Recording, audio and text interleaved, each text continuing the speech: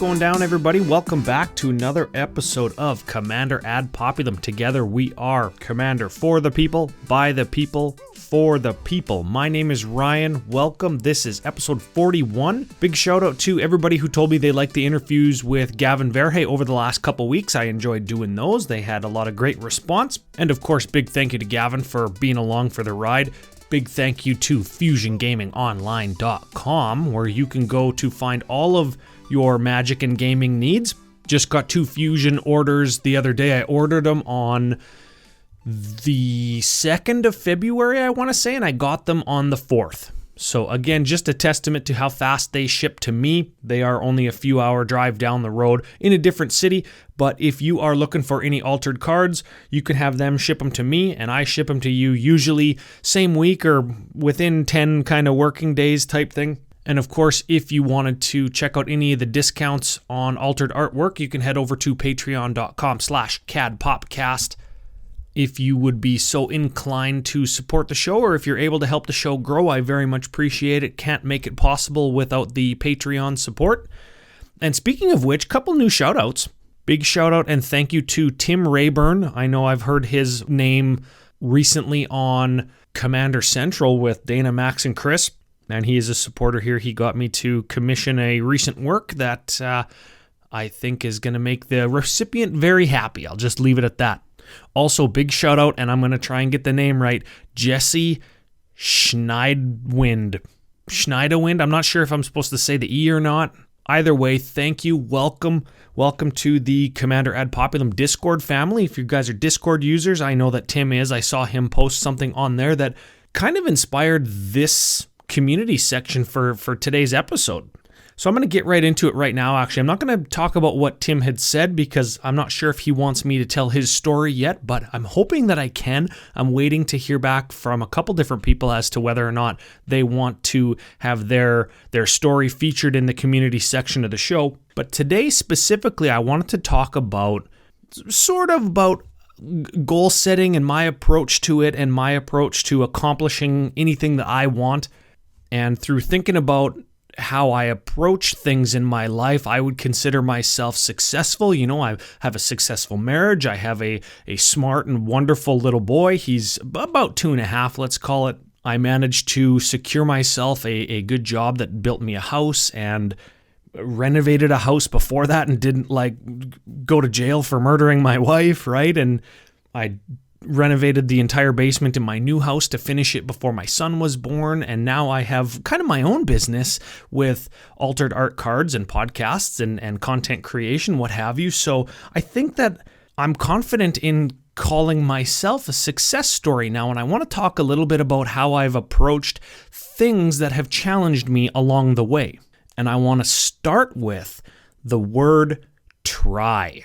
A little while back, I had, and I don't remember, sorry if it was on the Commander Ad Populum or the Commander Cookout social media platform, where I said, what are some things that you guys are looking to do in the new year?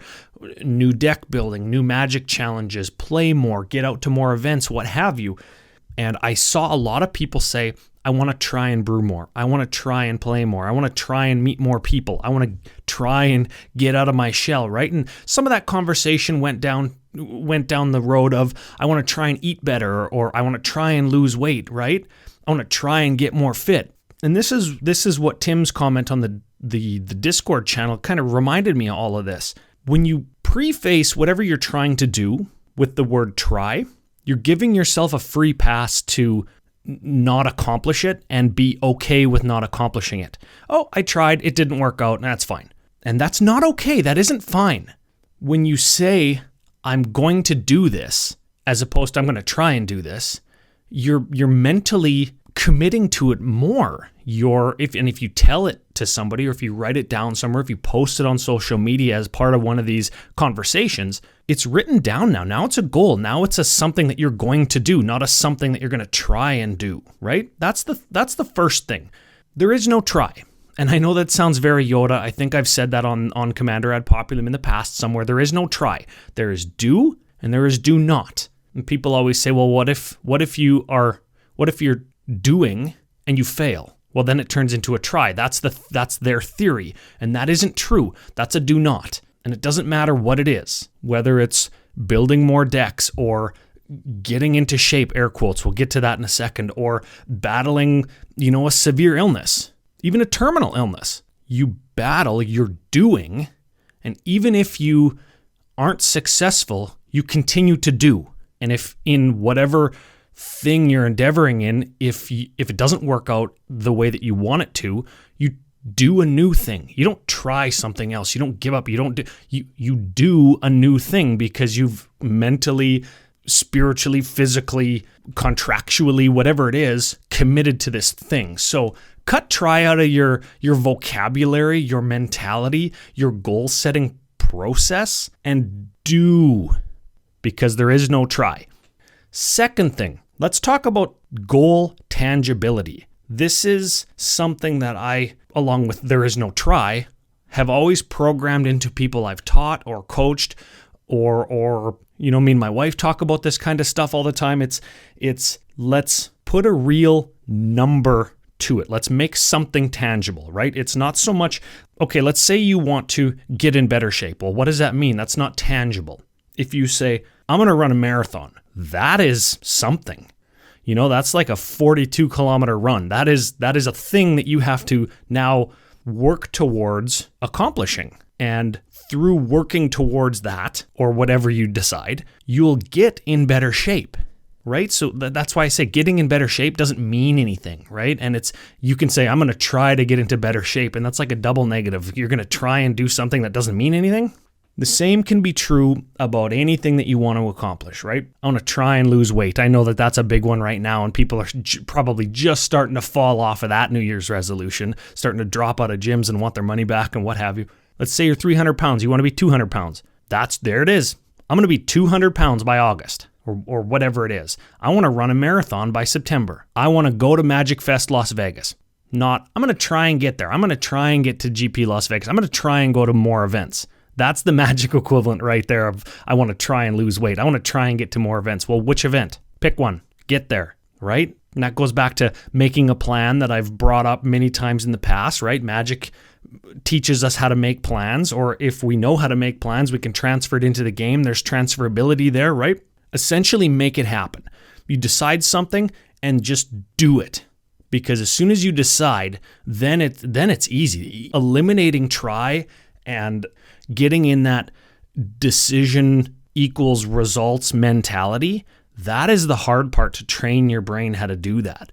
And you can have little successes and you can start to see the results in that, but to say, let's say I want to build a house. I want to run a marathon. I want to be the CEO of a $100 million company, right? Those are hard things to commit to and eliminate the word try. But as soon as you can lock down that decisions equal results mentality, the world just moves out of your way and you just do it. In 2014, I said, I want to move. I want to live in a different house. I've renovated this house. It's worth a whole bunch more. I'm going to sell it. Where do I move?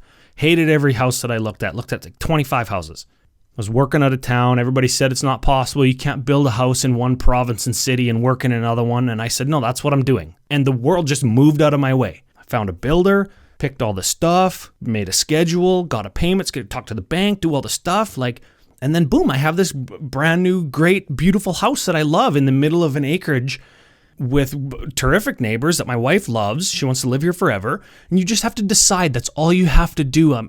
I want to make that the point. You just have to decide and eliminate that I'm going to try mentality. Decide, because decisions equal results in whatever result you want.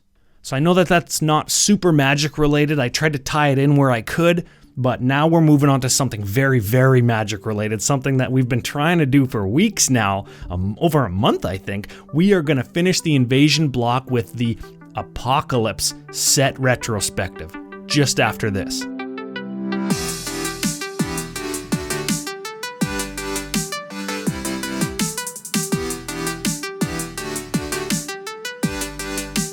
Apocalypse. This is it. Okay, so I remember sixth grade Ryan remembers reading Inquest magazines and MagicInvasion.com comics dozens and dozens of times thinking, oh, it's all coming to a head. How's it going to end? How's it going to end? This is so intense. Who's going to win? Are the Phyrexians going to win? Are they going to, right? So this is the culmination of, I think, about 5 years worth of Magic storytelling. It's coming to a head, similar to how War of the Spark was the end of the Gatewatch in that story arc where Nicol Bolas invaded Ravnica. I've accused Wizards of kind of stealing their own story from 20 years ago, but I'm totally down with it because Invasion was great, the block was great, Apocalypse was great, Plane Shift was great. So anyways, let's get to it.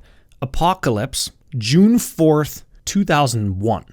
Returning mechanics, we've seen Kicker, which is now one of the most popular, not evergreen mechanics of all time, but it is one of the most mechanically popular things ever. They brought it back in Dominaria and Zendikar. I'm sure we're going to see it again in Zendikar this year.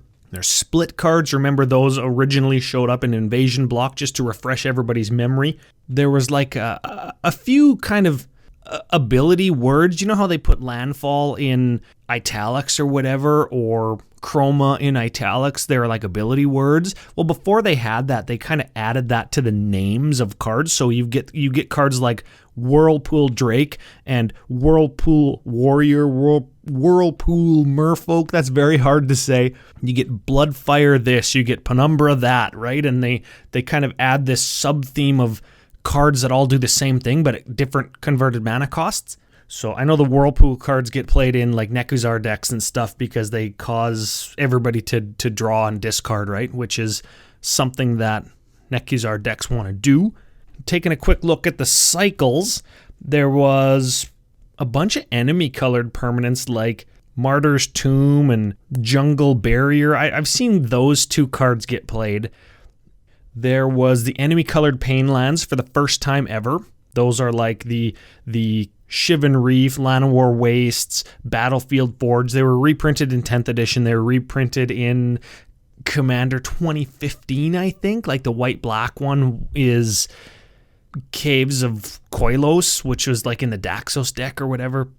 So those are all there. And of course, Apocalypse was 3-color based, and it was the first wedge set. So when you take a look at the back of a Magic card, for example, you get black and red beside each other, and then across that, if you draw a line in between the three of them, is white, and it makes like a wedge shape. That's why they're called the wedge shards or the wedges. Now we know them as like Mardu, Sultai, Jeskai, Temur, blah, blah, blah, right? But before that, since Apocalypse, they were known as like the Dega wedge or the Sida wedge, the Necra wedge, the Raka wedge, and the Anna wedge. So just kind of an interesting piece of trivia there. It doesn't really mean anything, but Apocalypse was a wedge set, and it had 3-color things, which is the opposite of the Battle Mages or the things that were in Plane Shift and Invasion, like the Stormscape, Thunderscape, blah, blah, blah, that were like the 2-color pairs, or the shard pairs. I think the one of note in Apocalypse was Guided Passage. We'll talk about that in a second. But before we do, we'll get into the legendary creatures, of which there were 2. Of course, we've got Gerard Capashen. This is the original Gerard. He's a 3/4 human soldier for white 3.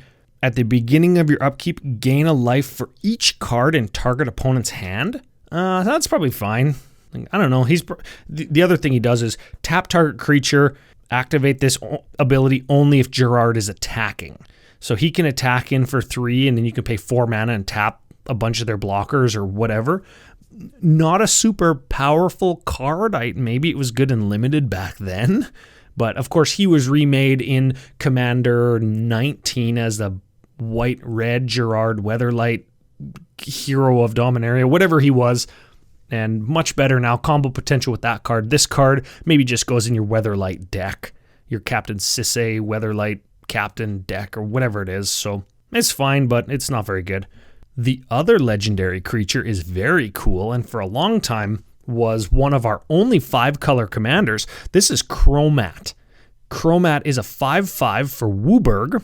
It's an illusion, which is weird, but sure. And follow along. White-black, destroy target creature blocking or blocked by Chromat. Blue-red, gains flying. Black-green, regenerate. Red-white, gets +1/+1, or blue-green, put it on top of its owner's library. So you'll notice that it's got 5 abilities, all of which are like an enemy colored ability.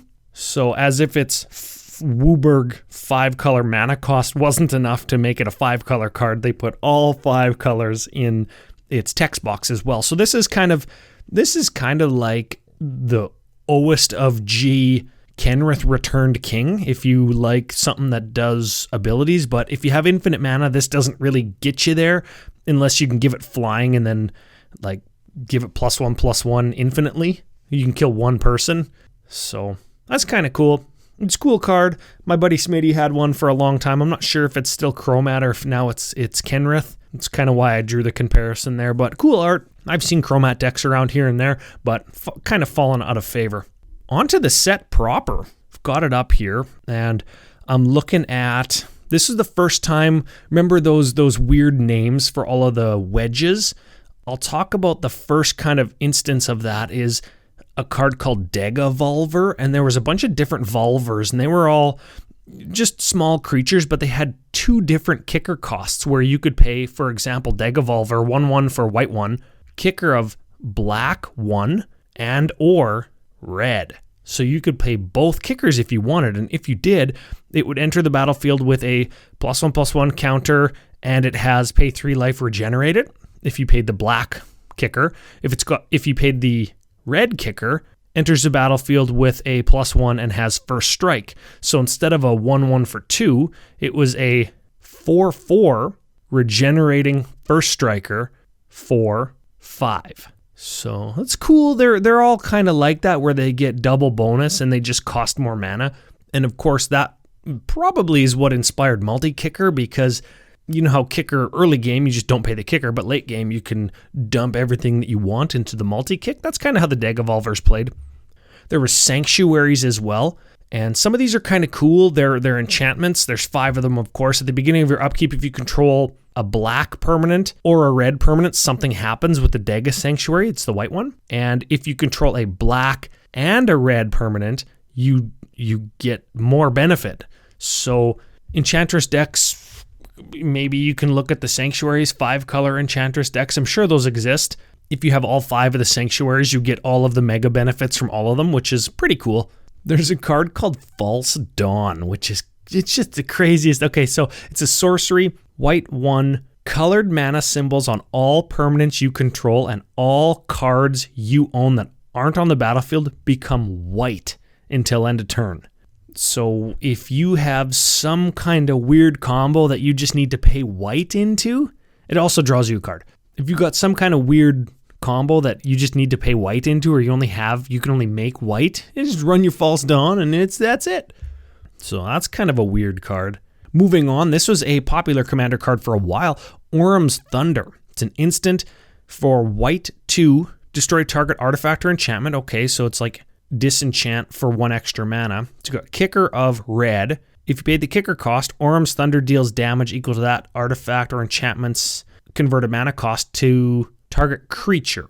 So you can get a second thing with it, which, cool. You probably want to kill a creature. You probably want to kill an enchantment or artifact. In most cases, you want to kill the enchantment or artifact, and then the creature is just incidental. So that's a cool one. Next one up is a blue card. It's an enchantment again for blue 1. It's called Unnatural Selection. So you can pay 1, choose a creature type other than wall. Sure, target creature type becomes that type until end of turn. So if you've got a deck that cares about creature types or switching creature types or stealing stuff, if you're playing a tribal deck and you want to steal something and then make the thing that you stole into a specific creature type, there's a couple kind of cool ways to use this. Whirlpool Drake was the card I mentioned earlier. It's a 2/2 flyer for blue 3. It's got flying. When Whirlpool Drake enters the battlefield, shuffle the cards from your hand into your library, then draw that many cards. When it leaves the battlefield, shuffle the cards from your hand into your library, then draw that many cards. So if you have some way to loop and sacrifice this and get it back, and sacrifice and get it back, you can cycle through your whole deck. Whirlpool Warrior is the one that sees play in Nekuzar decks. It does the same thing.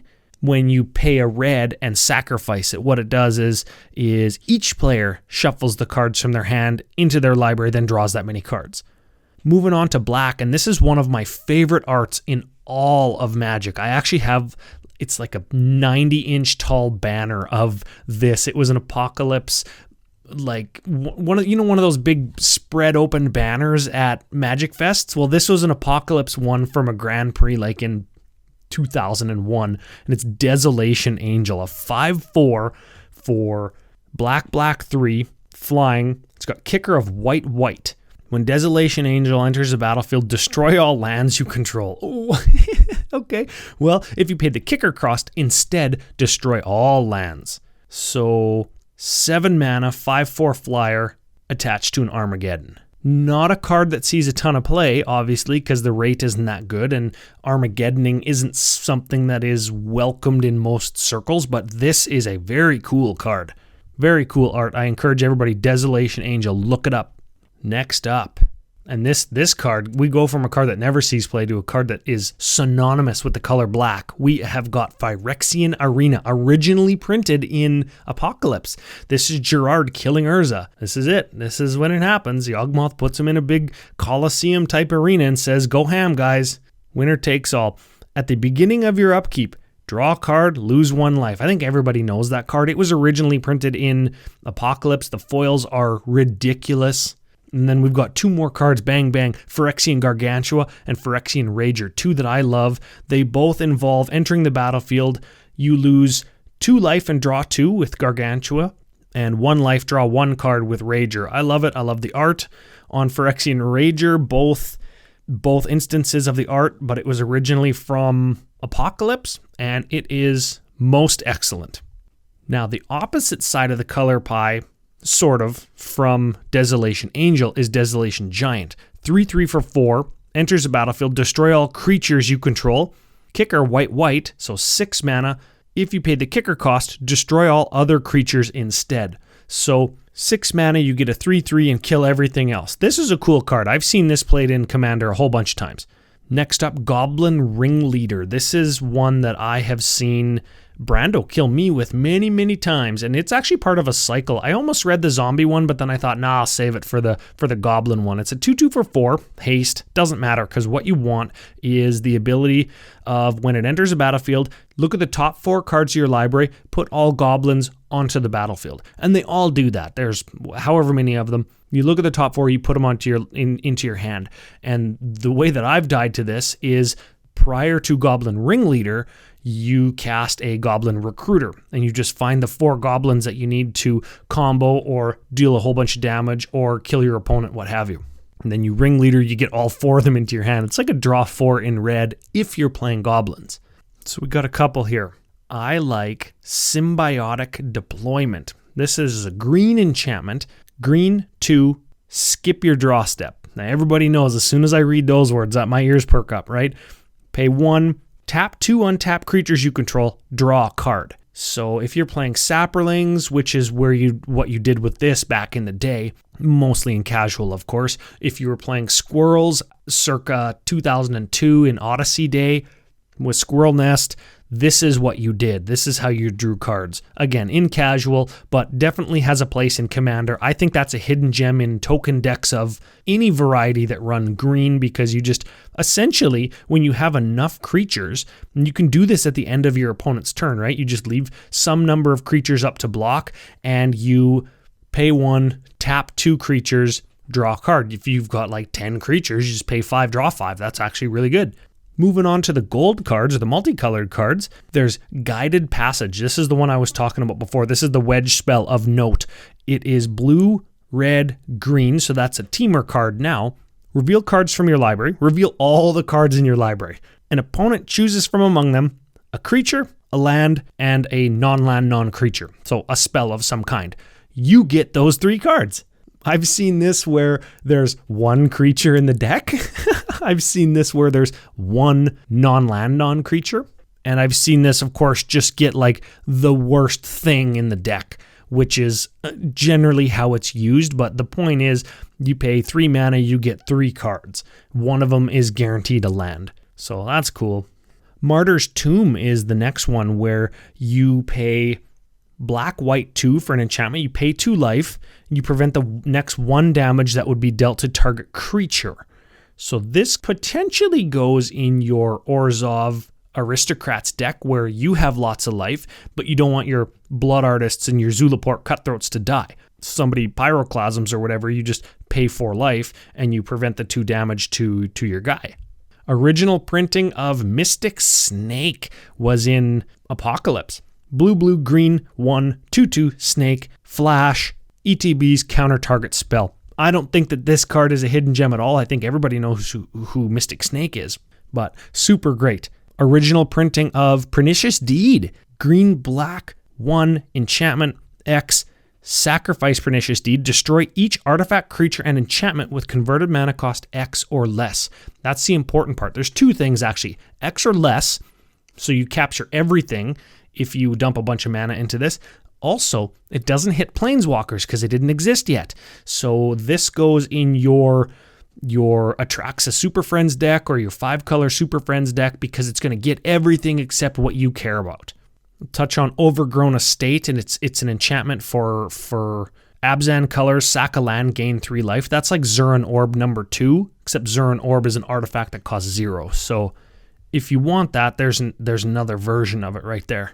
I'm going to name 2 here. They're both sorceries. 1, very prolific in Vindicate. Destroy target permanent. Full stop.